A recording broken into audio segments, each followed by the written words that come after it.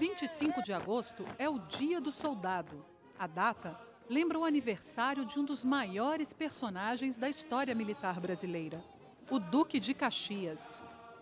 Luiz Alves de Lima e Silva nasceu no Rio de Janeiro, no começo do século XIX. Herdeiro de uma família com grande tradição, era filho do marechal de campo Francisco de Lima e Silva, uma das figuras mais influentes do Império. Já aos 5 anos de idade, Luiz foi feito cadete. Aos 19, recebeu das mãos do próprio Dom Pedro a primeira bandeira do Império do Brasil. Em 1823, Luiz Alves enfrentou o primeiro combate. Seu regimento foi à Bahia, com a missão de expulsar as tropas portuguesas. Ao voltar vitorioso, recebeu o título de que mais se orgulhou na vida, o de veterano da independência. Nos anos que se seguiram, esteve na Guerra da Cisplatina, assumiu o comando do Batalhão do Imperador e foi convocado para a pacificação de lutas internas, como a Balaiada, na província do Maranhão.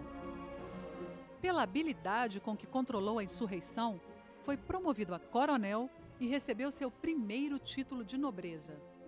Ele concede a anistia aos balaios, não é? E estavam concentrados na cidade de Caxias, no Maranhão, e por isso ele, pelo êxito da ação, recebe o título de Barão de Caxias, o título honorífico de Barão de Caxias, porque debelou o foco central, mais forte, do inimigo, que era a cidade de Caxias. No sul do Brasil, outra revolta ameaçava a unidade do Império. Gaúchos, insatisfeitos com a centralização do poder no Rio de Janeiro, organizaram-se numa revolução separatista, chamada de Guerra dos Farrapos. Caxias foi chamado para solucionar a crise. Seu principal objetivo era garantir a integridade territorial brasileira. Pela humanidade com que conduziu a missão, conquistou o respeito dos chefes revolucionários e dominou a situação. Ao final da revolta, concedeu anistia às tropas rebeldes. Ficou conhecido como pacificador e foi elevado a Conde de Caxias. Caxias percebeu que, tanto na política quanto no conflito armado militar, a humilhação de uma derrota terrível é pior do que uma negociação que procure reconstituir os pontos de contato, ao invés de uma dureza que só faz marcar ainda mais os pontos de atrito. A carreira militar de Caxias seguia brilhante, ao mesmo tempo em que ele começava a enveredar pelos caminhos da política. Indicado a senador do Império, teve a oportunidade de exercer o mandato junto com seu pai. Mas em pouco tempo, ele trocou as discussões políticas pelas estratégias militares. A iminência de uma nova guerra nas fronteiras ao sul do Brasil o levou de volta ao campo de batalha, dessa vez contra o ditador argentino Juan Manuel Rosas e seu aliado uruguaio, Manuel Oribe. Ao final da campanha, recebeu o título de Marquês de Caxias, atingiu o posto de Marechal do Exército e passou a ocupar posições importantes, como ministro da Guerra e presidente do Conselho de Ministros. O Império do Brasil firmava-se como a nação mais influente e bem organizada da América do Sul. Mas essa posição desagradava países como o Paraguai. Sob a alegação de que seus vizinhos ameaçavam a soberania do país, o marechal paraguaio Solano Lopes preparou sua nação para o combate. A Guerra do Paraguai foi o maior e mais sangrento conflito armado internacional ocorrido no continente americano.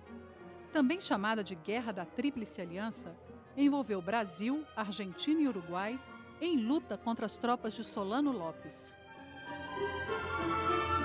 As batalhas aconteciam na região da bacia do Rio da Prata.